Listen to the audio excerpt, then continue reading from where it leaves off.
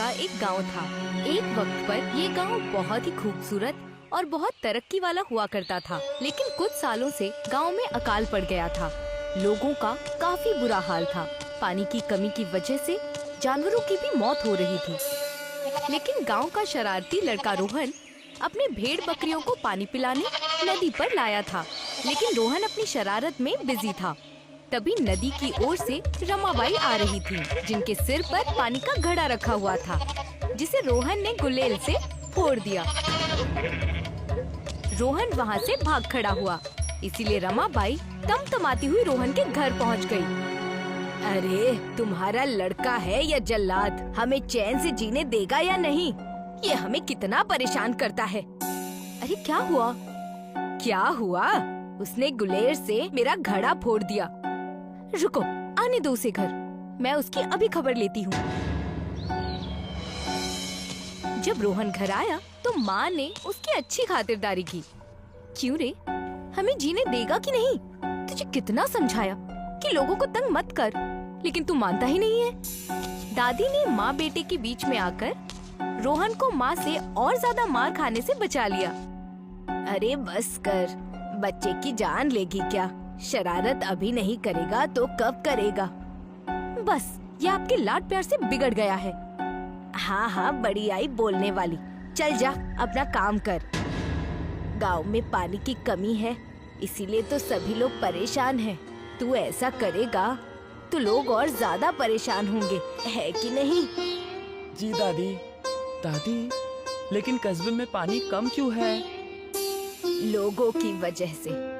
लोगों ने पानी का इस्तेमाल संभल कर नहीं किया। गांव का कचरा गांव की नदी में डाला, दरख्त काटे तो बारिश न हुई, इसीलिए ये हाल है। एक जमाना था जब हमारे गांव में बड़ी सी चांदी की नदी बहा करती थी। चांदी की नदी?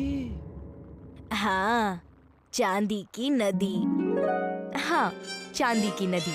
भरतपुर गांव की नदी इतनी साफ सुथरी थी कि मानो उसका पानी बहते चांदी जैसे दिखता था। उसमें चांदी के पत्थर भी मिला करते थे। अरे देखो, मुझे चांदी का पत्थर मिला है। अरे वाह, ये तो आपको बड़ा पत्थर मिला। मैं तो बड़ा सा घर बनाऊंगा। रुको, मैं भी ढूंढता हूँ। भरतपुर के लोग नदी में मिलने वाले चांदी के पत्थर बेचकर रईस बन गए थे। वहाँ के लोग खुशी और अमन से अपनी जिंदगी बिता रहे थे। लेकिन अब नदी खराब होने से सारे चांदी के पत्थर गायब हो गए। पता नहीं पहले जैसे हालात अब गांव की कब होगी। चल जाने दे, तू सो जा, अभी बहुत रात हो गई है। कुछ दिनों बाद मुसीबतें और भी बढ़ गईं। नदी सूख गई, जानवरों की भी बहुत मौत होने लगी। रोहन की मनपसंद बकरी मीरा भी पानी की कमी की वजह से मर गई। अपनी मनपसंद बकरी को खोने के बाद रोहन बहुत मायूस था। अपनी भेड़ बकरियों को चराने के लिए अब रोहन को दूर जंगल में जाना पड़ता था और रोहन मीरा के बच्चे के साथ खेलता था। रोहन ने उसका नाम शीलू रखा था। उसको सहलाते हुए रोहन कहने लगा, नाराज ना हो शीलू, तेरे अम्मी को तो ना बचा पाया, लेकिन तुझे कुछ नहीं होने दूंगा। जब रोहन ने पानी पीने के लिए शीलू को हाथ से नीचे उतारा, शीलू, शीलू, अरे कहाँ जा रहा है? शीलू का पीछा करते हुए रोहन झाड़ियों में चला गया। झाड़ियों में जाते ही रोहन को एक अधमरा सा बुजुर्ग आदमी मिला। अरे ये बुजुर्ग बाबा, शीलू, शीलू। रोहन शीलू को इधर उधर ढूंढने लगा। बुजुर्ग की आवाज ने रोहन का ध्यान अपनी ओर खींचा। पानी, पानी। इन्हें पानी चाहिए, मैं पानी देता हूँ, लेकिन नहीं, मेरे पास इतना ही पानी है। अगर मैं ये भी पानी दे दूंगा तो फिर से प्यास लगने पर क्या पीऊंगा? नहीं नहीं, मैं पानी नहीं दूंगा। लेकिन दादी ने कहा है कि पानी पिलाना अच्छा और इंसानियत का काम है। मैं पानी दे देता हूँ। जैसे ही रोहन ने बुजुर्ग आदमी को पानी पिलाया, बुजुर्ग मानो फिर तंदुरुस्त होकर खड़ा हो गया। शुक्रिया, तुमने मुझे पानी पिलाया। तुम शीलू को ढूंढ रहे हो ना? आगे बढ़ो, मिल जाएगी। बुजुर्ग उसकी बात से गायब हो गया। बुजुर्ग बाबा भी गायब हो गए। मुझे आगे बढ़ना चाहिए। रोहन आगे बढ़ा और एक ऐसी जगह पहुंचा जहां दोनों तरफ खाई थी और दोनों खाई को जोड़ने वाला एक पुल था। ये पुल, क्या मुझे उस पुल के पार जाना चाहिए?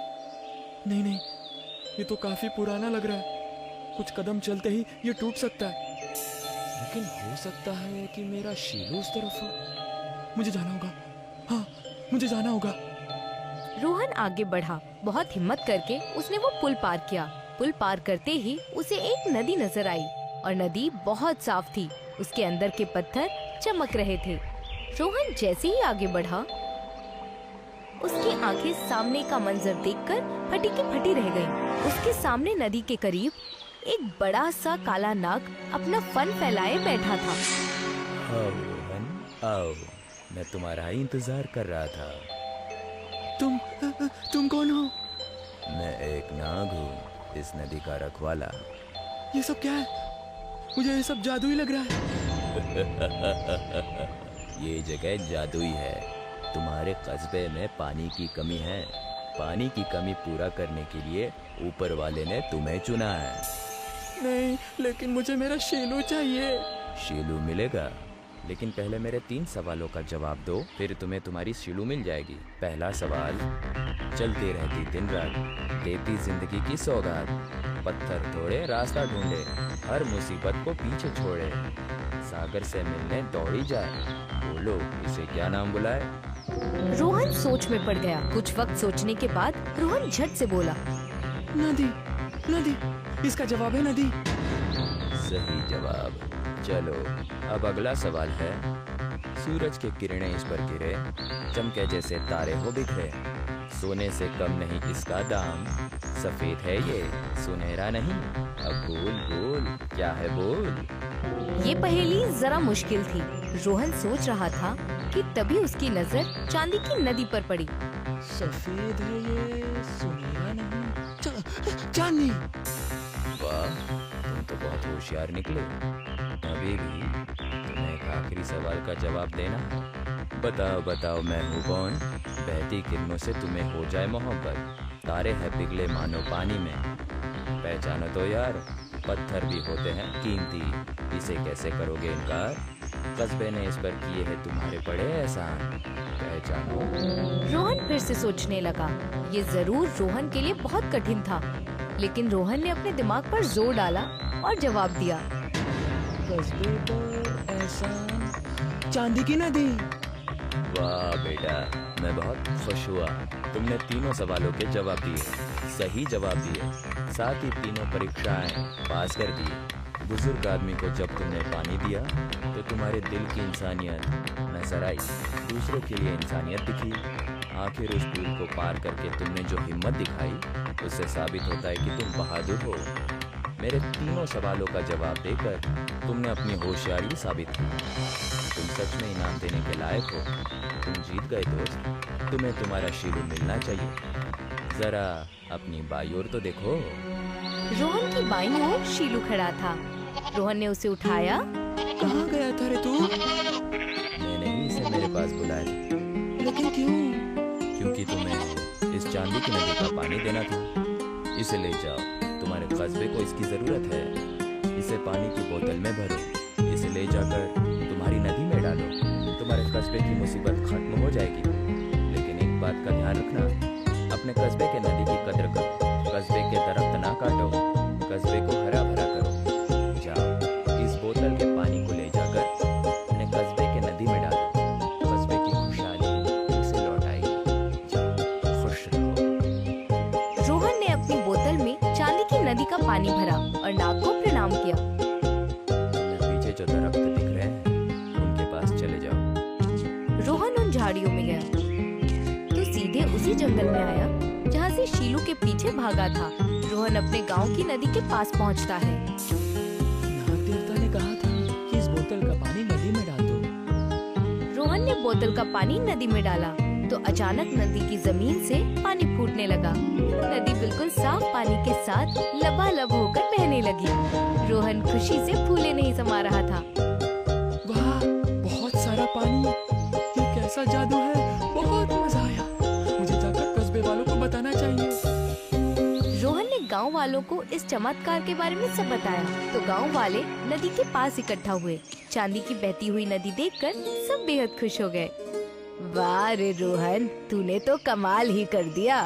दीदी कमाल नहीं, रोहन ने कस्बे को कमाल धमाल और माला माल कर दिया। रामदास, आप ठीक कह रहे हैं। कस्बे की खोई हुई सुख शांति और खुशहाली रोहन की वजह से वापस आई है। हे माँ, हमने रोहन को कितना भला बुरा कहा, लेकिन यही इस गांव का अच्छा और सच्चा सपूत बना। हमने रोहन को जो भी भला बुरा कहा उसके लिए हमें माफ करना। अरे रमा, कैसी बातें करती हो? इसने जो गलतियाँ की हैं उसके लिए इसे डांट तो पड़नी ही चाहिए थी। लेकिन हाँ, जो उस नाग देवता ने हमसे कहा है उसका हमें पालन भी करना चाहिए। हाँ, आज से हम इस नदी का ख्याल रखेंगे। इसमें कभी भी कचरा नहीं डालेंगे। हम कस्बे में बहुत पेड़ पौधे लगाएंगे और जो पहले से पौधे हैं उनकी देखभाल करेंगे। रोहन ने काफी शरारत की है, काफी गलतियां भी की है, लेकिन उसी की वजह से आज हमें अपनी गलतियों का एहसास हो गया है। रोहन सच्चा सोना है। हाँ, मेरा पोता सच्चा सोना है। मेरे सच्चे सोने ने ही गांव में चांदी की नदी फिर से लाई है। गांव के सभी लोग बेहद खुश थे। रोहन की दादी रोहन को प्यार कर रही थी। आखिर रोहन ने गांव वालों में खुशियां जो बांटी थी।